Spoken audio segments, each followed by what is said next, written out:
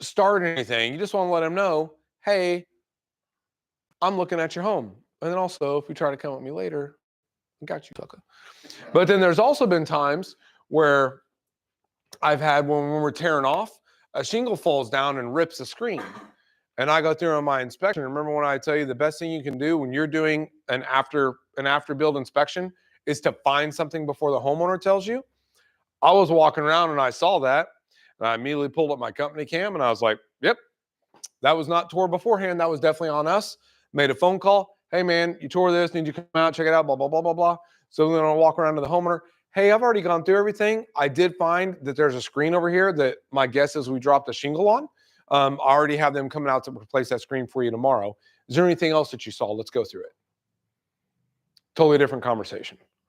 And that's another reason why you're always taking those. Part of it's CYA, but then another part is if your crew does something, you know they did something. What if they ask, do you use your own crew? So yes and no. We have a crew that we continually use. Like, do they technically work for First Priority? No, but like that's who we use. We know who they are. It's not random. Like when I go to the doctor, that's my doctor. I know where I'm going. Lady that cuts my hair, same lady that cuts my hair, right? Is that little eave right there being cut out like that? Is it sealed at all with that little roof piece, or is it? Mm-hmm. Yep. So there's a. That's actually what you see right here is your flashing. Excuse me. Let me Vanna White this properly. Yep. It's actually got flashing right there. Okay. Yeah, I know. She's not as cute as me. I appreciate that, Josh. All right. So you guys see me taking this close-up of fascia. You're always going to see me taking close-up of fascia. So what are you guys seeing and not seeing right here in this photo? Okay. They don't have the drip cover. Drip edge. They have no drip edge. And because they have no drip edge, what are you noticing on the paint? Right? So when I show him this, when I'm showing these photos, hey, I took a look at this. And again, obviously you just had your fascia done here. I noticed you don't have any drip edge. We're going to install drip edge. Now, the reason you don't have it, it's not actually coding area. So it's not a problem that you don't have it. But when we do it, we'll be installing, which you've seen in all your neighbors because he was the last one we did in this cul-de-sac. He kept not being home, jerk. So, but when we install that drip edge, basically, you know all that fade that you had on your fascia, because I imagine before they painted your fascia looked the worst, it did. This is going to make your fascia last 10 times longer. So is it protect you from water and ice? Yeah, but it's Oklahoma. We don't get that much of that. So what it's really going to do for you, it's going to make your fascia last longer. So now it's an upsell. So I didn't just say drip edge. I put a what's in it for him. I gave him features and benefits. Don't just give features without giving them the benefits of their home. Okay. Next thing you notice, there's a little bit of a kick out on that gable vent there where the wood is, again, probably warped up, popped up a little bit. Just going over it with them so that when we build it, we are all aware it was that way before. Taking more photos of everything. Far away gutter, close up gutter, right? Far away gutter, close up gutter. Garage door, far away gutter, close up gutter. See how I'm still working my way around to the right?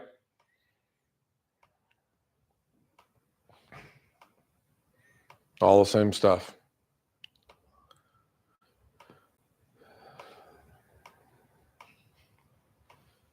So, some things I want to talk to you guys about here.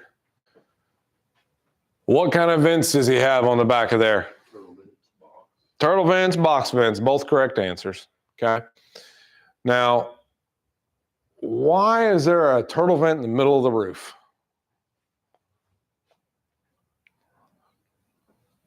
Is there like a gas stove coming down there?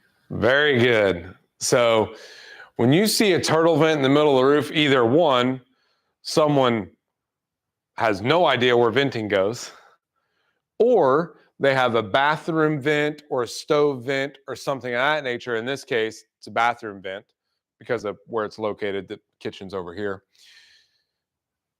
They didn't have the proper size vent, so they just put a turtle vent on it. So does it work? Yes. Is it the best thing to do? No. So that's just another cool thing where you get to show how good you are and be like, hey, so notice that you got a turtle vent on the bottom here, probably for your bathroom vent. We'll actually be putting an 8-inch bathroom vent on that for you. So the vent's going to look a little bit different when we're done building your roof. That's just going to be, it's the actual proper vent for it. We see this a lot. It's not, you know, it's not a bad thing per se. It's just not necessarily the right thing. So you don't want to make it a big deal. Yeah, you don't, no, it's not. It's just like an 8-inch bathroom vent, dryer vent, whatever you want to call it.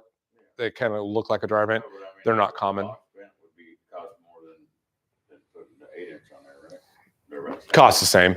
It's just a matter of you're not going to, if you install this yourself, Lowe's isn't going to carry the proper vent for that in stock. So you just probably grab what they had, or the handyman you had do it, grab what they had. Right. So again, not a big deal. I'm not trying to badmouth another guy. It's just showing, hey, I did look at this. If you notice, all their pipe jack boots are on the backside, exhaust vent, right? So this house actually was vented pretty good. But what kind of shingle does this house have on it? 3-tab, and we don't like 3-tabs, do we? So as you can see, so this house is actually 20-some years old, and that painting is all in pretty darn good shape. Another thing I want to show you, when you guys looked at all these photos, you probably noticed it's pretty steep, tall, big roof, scary, right? Almost all these style roofs have what I call a back porch entry. This is where I posted up, and you can see how much flatter that back is. Now I had a, if I got to walk on a steep roof, okay, I just don't want to enter a ladder and exit a ladder from a steep roof if I can all avoid it. And if I do, I'm definitely going to put it in a valley. Okay. So always look for a back porch entry. There's nothing wrong with entering it on the back. I got a minor question. Mm-hmm. I've put a ladder against a roof Mhm. and it shaves the paint off the gutter a little Mhm. bit. Do we protect against that? So yes and no. What that probably means is you had your ladder lean too hard. Okay. So there's that perfect balance of, you don't want it standing straight up and down that when you get on the ladder, it falls off, but you don't want it leaning on that gutter so hard that you tear it up. So typically what you'll see me do is I'll set the ladder, and then I'll kind of literally, you always want to try to set your ladder in grass if possible versus concrete or something like that. And I'll step it up, and you'll kind of like see me push the ladder downward into the grass. And that's exactly what I'm doing. I'm kind of planting it into the grass. Keeps it from shimmying around. And you want grass rather than concrete? Mhm. Why is that? Because I can kind of push that ladder. I can push those 2 feet on the ladder kind of into the ground versus concrete. It's like it can easily slip. So like I said, when it comes to ladder safety, like there's some things that I agree with and disagree with. Like, so for one, OSHA states that you got to have 4 legs over your entry point. Me personally, absolutely not, because that means I have to step away from my ladder to enter and exit it. Me, I got one piece of the ladder barely above my entry point, so I can step over it. According to OSHA, that's wrong. But according to me, I'm right. So when it comes to ladders, certain things are kind of like, this is the way you should do it. Other things are kind of personal preference. And getting back onto the ladder is always the sketchy part. So keep that in mind whenever you're setting it up. You're like, all right, is that how I want to enter back? Where do you put the top rung? Are you saying just above the roof? Yeah, like if this is what I have to step onto, like I put it as close to that as I can, because I'm going to have the legs standing up. But as far as the actual step that I'm on, yeah, I want to just be able to step over that ladder, and my hips don't move like Shakira. Okay, they ain't that bendable. So, yep. So right off the bat, I'm taking my ladder photos. Now, what am I pointing out here, and what am I selling here? Okay, so what's that mean? When I see that much granules inside a gutter, what should I immediately be thinking? That gonna be some hail damage, as well as age. So that much granule loss is more than likely mostly age, but you could definitely have some granule loss. So if you have a little bit of granule loss, probably hail. If you got a lot, you probably got both. Okay. And then also you see there's kind of, I've found dog toys and stuff in there sometimes. I throw it down and I'm like, I'll take a picture of it and then I'll take a picture of it on the ground. Like, so you had this in your gutter. I went ahead and pull it out for you. Like you would be amazed at what little stupid things you can do that would just blow somebody's mind. Like, because I could easily just let your dog toy in there and let your gutter clog, right? This right here was right over his spout. That was like some kind of weird piece of trash, which even pulling that out, he still had so much granules in there. His gutter was probably still not going to operate all that well. But it's just a good thing to show. And then another thing, once again, what if you have a homeowner look at it after you're done with the build and they think that's all the new roof? Like, no, it was there before. And there's a lot. Huh? So the shingle gauge, 99% of the times when I'm using the shingle gauge, this right here is what I'm using it for. Because as we talked about before, the shingle gauge is only good for what? A 3-tab roof. You're never going to use a shingle gauge on an architectural. It just doesn't do you any good. But what am I looking for? I'm looking for the thickness of the decking. And what is the current thickness of decking? My guys, you remembered some things. I'm looking to see if it has felt or if it has synthetic underlayment. Because if it has felt, well, I get an easy, hey, so you currently have felt on here. When we install a roof, we're going to use synthetic underlayment. You want to find all the reasons for the things you do and what's better about that he has. Or let's say if when you look at it, he has all the good things, you want to be like, man, whoever did this did a really good job. They used this, like you need to do one or the other, but you need to take the thing they have and apply it to the thing you do. That make sense? When you say synthetic, and somebody says, what do you mean by synthetic? Are we talking about an oil-based product, petroleum, plastic? No, so felt is water absorbent. Right. Synthetic is water wicking. What do they make synthetic out of? Nobody asked. Asking questions that I have no care to know. Yeah, if you want to learn it, knock yourself out. That's okay. If you Yeah. haven't asked it a million That like I said, to me, that's one of those things. I know what it does. It's water wicking. It doesn't absorb water. It sheds water. So like, and it's like I said, also on shingles, like you could really get into the weeds and know a lot more about shingles. And I'm not that guy. I know something. As soon as I understand the function, I know enough. I don't search past that because to me, once I know the function, I'm good. It tells me you haven't been asked. Yep. Otherwise, you know. Oh, well, trust me, there's things I've been asked, like I still don't know the weight of a shingle. There's things I've been asked that I did, I was only asked once, so I don't care. Shingle gauge, once again, it's on a 3-tab, so I'm using it. When I'm looking at this right here, what am I seeing? What is this telling me? Exposure. 20-year roof. And what is a 20-year roof in a 3-tab, Lincoln? Say again. If I got a 20-year 3-tab roof, what does that mean? He started to say it and I stopped him. I don't know. Discontinued. Okay. But discontinued, as we know, doesn't matter on a 3-tab. It matters on an architectural, but it doesn't matter on a 3-tab. But if it's discontinued, you got a lot of granule loss. You probably know right off the bat that this roof isn't repairable.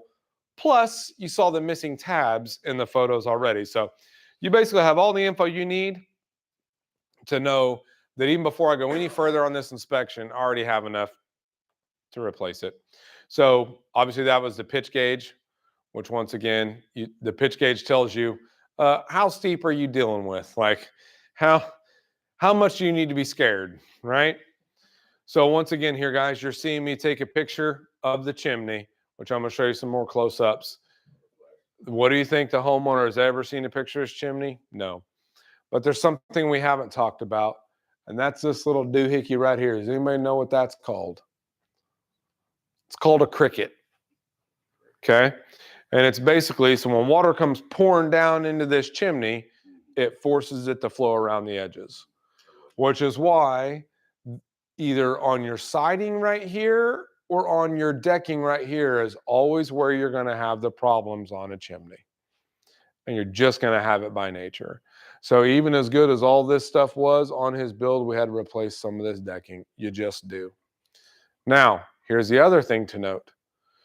If he did not have a chimney, or excuse me, did not have a cricket, any chimney over 29 inches is required to have a cricket. So if you go to replace that roof, that's about an $850 price tag that insurance is going to pay for. If it's over what? 29 inches wide. If the chimney's 29 inches wide. I don't know if I have one in my house. Oh, a chimney? No, I do, but. Oh, if you have a cricket? Yeah. Yeah, you should. Yep. See, and this is one of those things your roofer may not have known, and you may have been able to get something.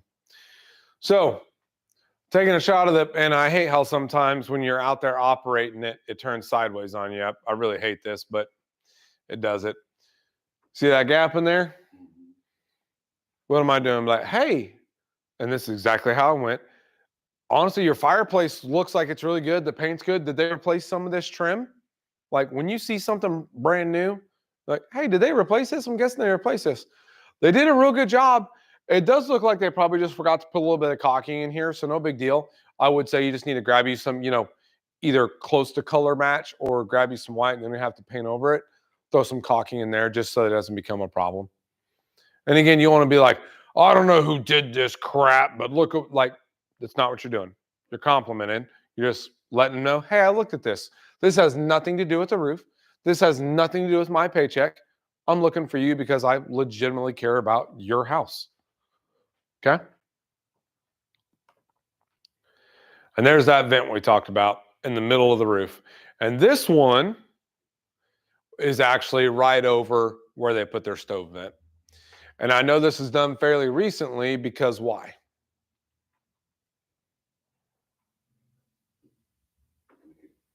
Slant back. Yep. The tiles around it are different colors. There we go. So these tiles are a lot newer than the others, right? So, and that was a stove vent. So they've had a stove vent added recently, and they've had a bathroom vent added. So the cool thing is that you can do is like in this case right here, because I know it doesn't belong in the middle, and I know this is kind of over the kitchen area. Like, hey, did you add a stove vent to this thing recently? How did you know that? Like when you can get them to be like, whether they say it or think it, how did you know that? They're trusting you. You know what you're doing. Most guys didn't even go over photos with them, and you're sitting here telling them about things. That's the kind of vent that should have. So this right here is a dryer vent. And these are typically only got a 4-inch hole. So the reasons those others don't have these is because to get those in an 8-inch is not super common. If you go here to ABC, they're going to have a bajillion of them. But so roofers know all about it. But that just tells you either a handyman or they did it. Somebody, not a roofer that installed those other things. They just grabbed whatever they could grab at Lowe's or something of that nature. That is a dryer vent coming out. Yeah. Most, man, almost all 2 stories are going to have dryer vents coming out the roof. Yeah. That doesn't create an issue at all. Hmm. Plant or getting back up in there and nothing. Well, I mean, yeah. I mean, that's just part of it. It's going to get, whether you have it in a wall, direct. I mean, yeah, that's always a thing. Yeah. So, what you will see in those dryer vents is birds' nests.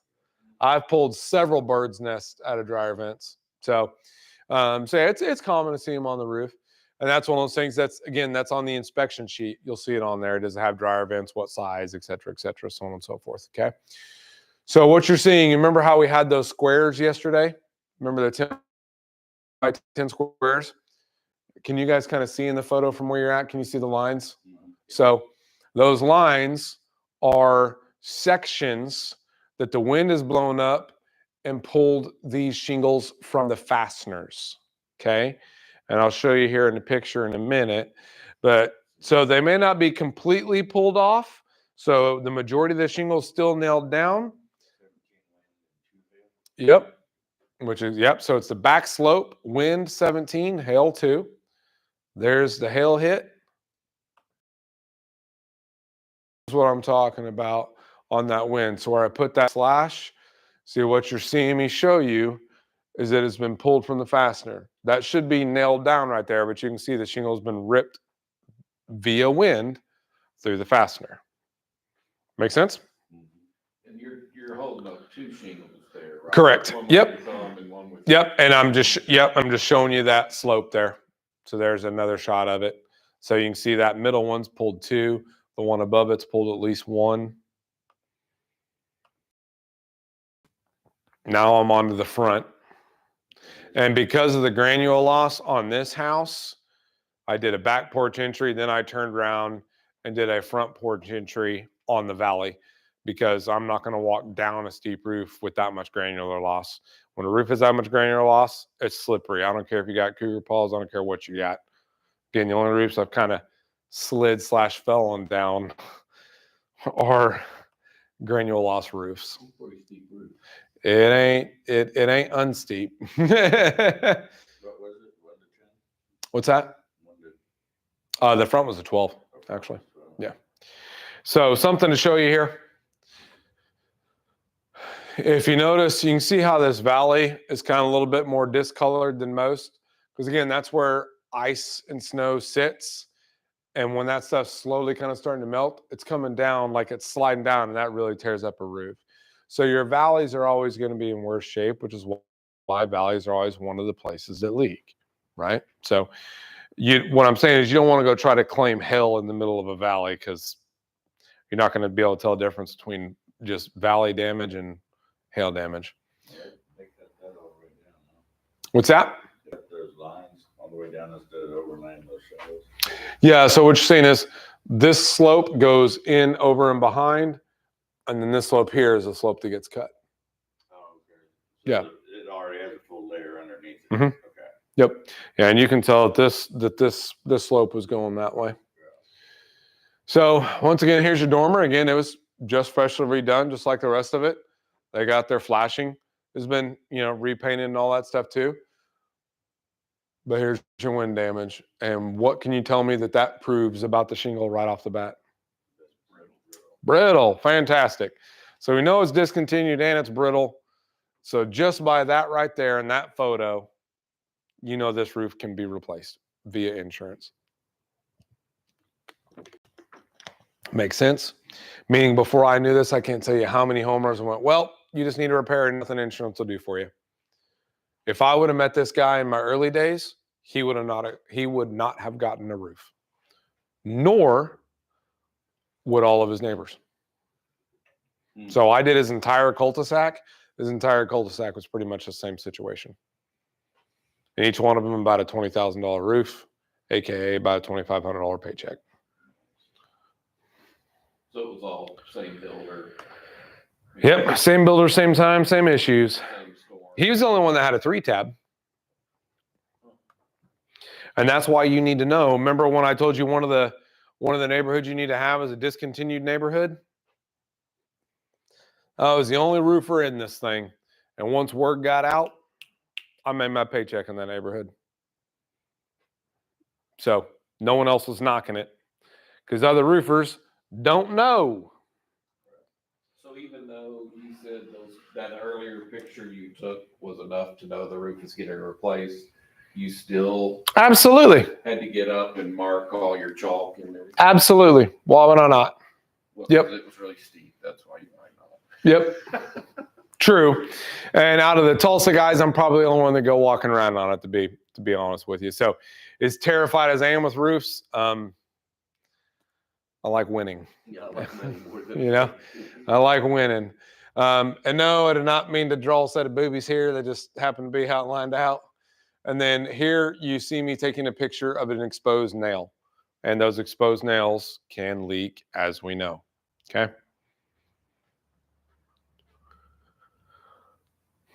And then also when a homeowner sees you walking around on a roof to this point, like they know you're putting the work in.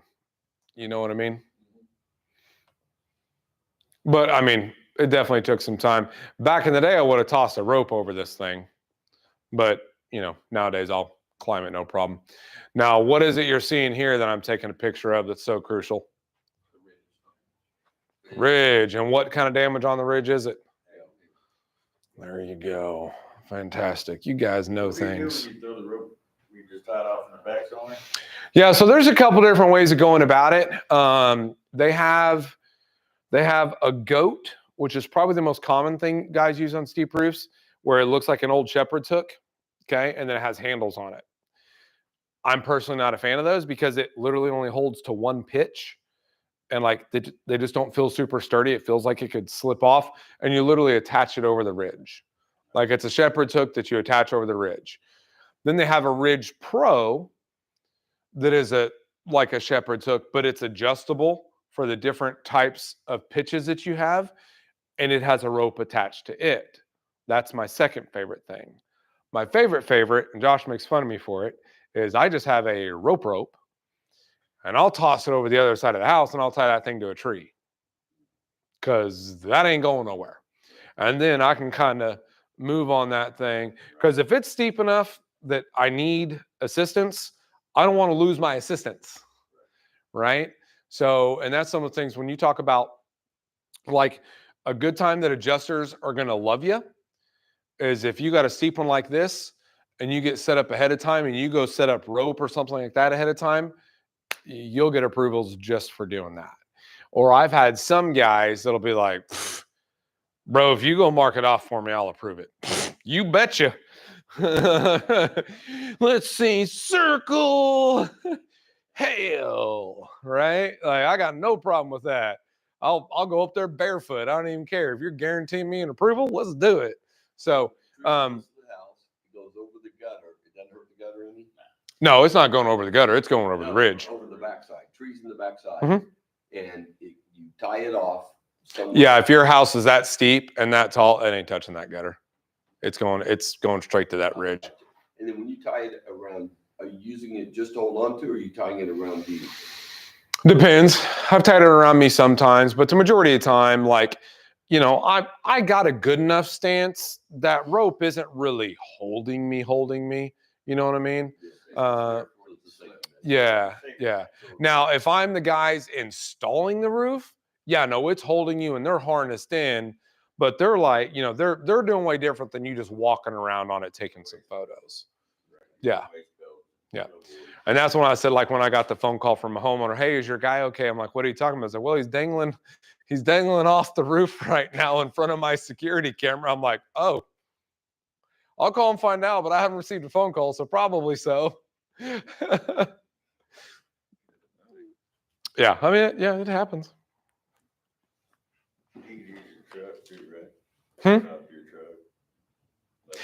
Yes, so you can use your truck. Something that I've seen guys do that I'm going to tell you do not do is use your truck to get you some height on a ladder. Don't do that, okay? I know some guys that have done that. Don't do that, right? So then again, just more pictures of all your hill and all your things, right? So, and again, I'm not going through every ounce of these things with the homeowner. So you all follow me so far? And here's the cool part that I'll show you if the internet can keep up with me here. Now, this does look a little bit different on your phone versus a PC, and 99.99999% of the time, you're just going to use your phone, okay? But you'll see right here, you have all your different options. But if I click this, you can see that I can share it. And if you do this from your phone, you can share all photos, and that's when you would text it to them. Or you could email the link to insurance or so on and so forth, okay? So when I talk about sending a link to your homeowners, that's what I'm talking about. Like I said, if I could hook my phone up to the big TV, I'd show you, but just know that you can do it and you should be able to figure it out. Like I said, if this dummy can, you can. So we'll just take some more. That is not the picture I just clicked on, you. So just kind of show you guys what it looks like during, right? So this is him tearing off, okay? And when you go walking around on this steep roof in this situation, yeah, you best be holding on to that roof. This is what you call a daggum ice skating rink, okay? This is obviously on the backside. You'll see these foam pads. Those are the installers. What it really is they literally saw a mattress on the side of the road, took the foam out of it. And that's essentially what cougar paws are. Cougar paws is just a foam pad on the bottom of a boot. So, Oh, really? You like Cougar Mhm. products? I absolutely loathe them. I will not use them unless I have to. But I mean, yeah, there's situations where you have to have them. I mean, to walk around on this roof, again, I was just in stuff like this for 9 months because during COVID, none of that stuff was an option. So it was tying off the trees and using these. Hey, look at that. So you can just see how tear off goes. And it's literally they're grabbing these forks and yanking these off, and you can see how he's tied in here. Okay. They just kind of give you an idea. Once you kind of see what the process looks like, right? Kind of help you absorb it for when you're selling it. I clicked that button. You can stand there in sneakers, huh? Oh yeah, bro. They're mountain goats. They're not regular dudes. Yeah, there's something wrong with these guys, man. Have you heard about that tribe that does steel walking? Mm-hmm. So what you're looking at here is this is the break on the porch, and you see how he's got the ice and water right here. Okay. You put the ice and water. So when you have that, you know how that porch, when I showed you that back, you have the steep part of the house and the porch was a little less steep. You put ice and water there just like you do a valley. Okay. And if someone ever has a leak in that area, most, at least around these parts, in areas where like in Utah and stuff like that, they have to install it. In Oklahoma and a lot of parts of Texas, you're not going to see that. So if you look and it looks like somebody has an area where the pitch changes, you can be assured they probably don't have ice and water there. A good selling point for us is we will be putting ice and water there, so this won't be a problem in the future. Does that make sense? Everybody follow?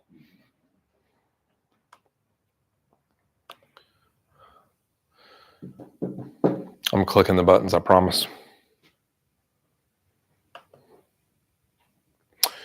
Still promise I'm clicking the buttons.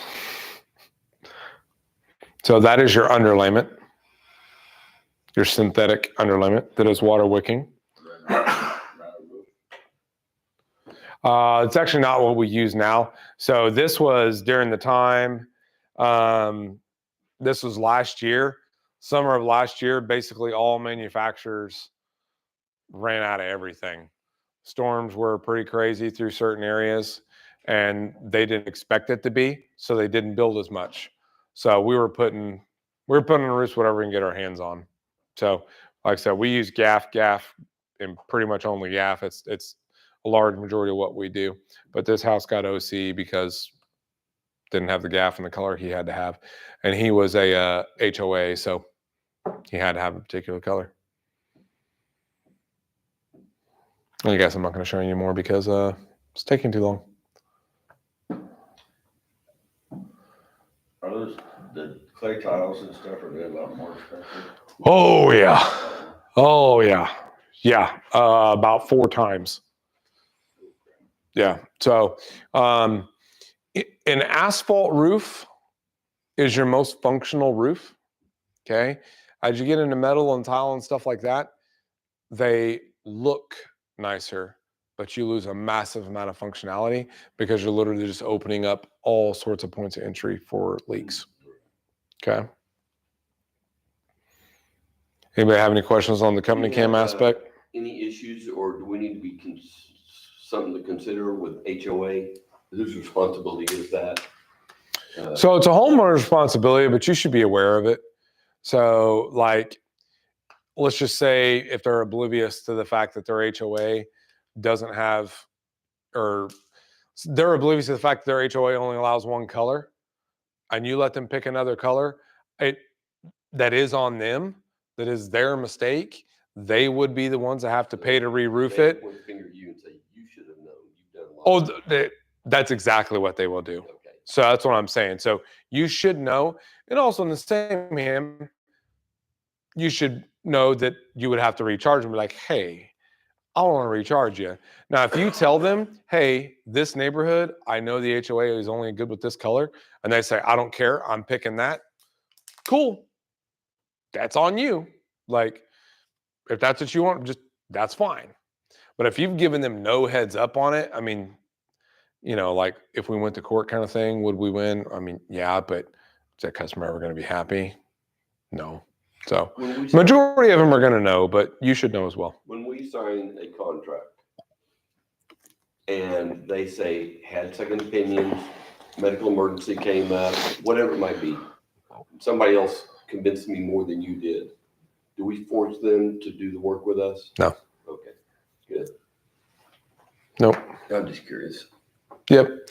Yeah, there's been plenty of times where we could, you know, enforce or something of that nature, but we're not I going don't to. like forcing people by Yeah. law to do work, do business together. Right.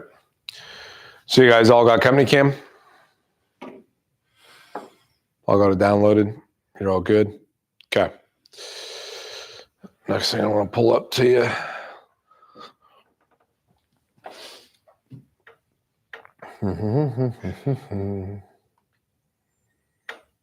Do you ever, so you chalk the areas of concern. Mhm. You don't use any technology or anything to point out on the picture itself? You know how you can edit photos, draw a circle, do something like that? I do. Yeah, so you remember yesterday when I showed you the new and old? No. So the discontinued shingle where the new shingle was bigger and it made a Yeah. gap, and Yeah. I wrote new shingle, old shingle. Yeah. That was something I wrote for the homeowner to show them, as well as the insurance company. So yeah, all the stuff you guys are seeing, I haven't doctored. Like that's what I used and how I used it. Edited. Yeah, so you can, but you know, I'm not going to overcomplicate something if I don't have to.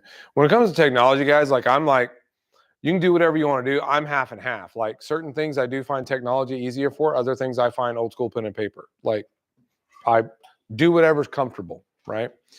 So this here, guys, these are going to be street sheets.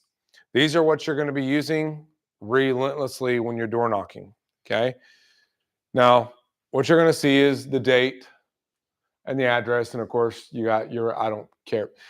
For the most part, these are your notes. So I need to kind of sort of be able to follow, but for the most part, this is yours, okay? So where it has an address, let's say if you're on Elm Street, I'm just going to write Elm Street, and then I'm going to know all the corresponding house numbers are on Elm Street, and then I'll write the next street, and I'm not going to write out the full address every time. I'm not going to slow myself down. In which case, yeah, then knocking 50 doors may take you a very long time. As far as not interested, no soliciting, I just put a check mark. Did I leave a door hanger or not? Like pretty quick and dirty. I've used different areas for check marks, different days. It's again, whatever. Now the notes, this is where I will make legitimate notes. So I had a renter or nobody answered, but it's missing shingles, go back. Like those where I'm going to make notes to myself that I really need to know so that when we're reviewing our pipeline, we're going off of facts, not our feelings. So if I call, because if you don't write it down, you're going off of feelings, and your feelings out in the field are 100% lying to you. Okay. But then, like I said, if you make a note like missing shingles, or maybe just make a note to yourself, I don't know why I feel like if I come back to this street at 6:30, it's going to be just bam. Like, and over time, you will literally just have a weird sixth sense about neighborhoods. Like something that you'll find out is roofers never make it to the back of a neighborhood. There's this part of a neighborhood I worked my first year, and I was killing it in this neighborhood. I was getting all the houses. And I went to go turn around because I was at like the end of it one day. And all of a sudden, it just had this big slope downward. It's a whole nother half of the neighborhood. I'd been in there for months and had never seen it. I'm like, where did this come from? Here we go. And that's why when I send you guys addresses for that fact, I send you an address to the back of the neighborhood. Are we scanning and emailing this? How do you track what we're doing? Yeah, so you'll be shooting a picture of it and sending it to me. Yeah.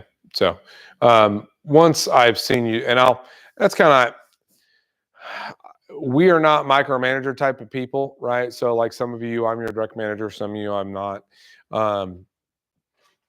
once I kind of know you're legit doing this, I'll kind of like, hey, let me see it from time to time. But I'm basically only asking to see it when I know you're not doing it.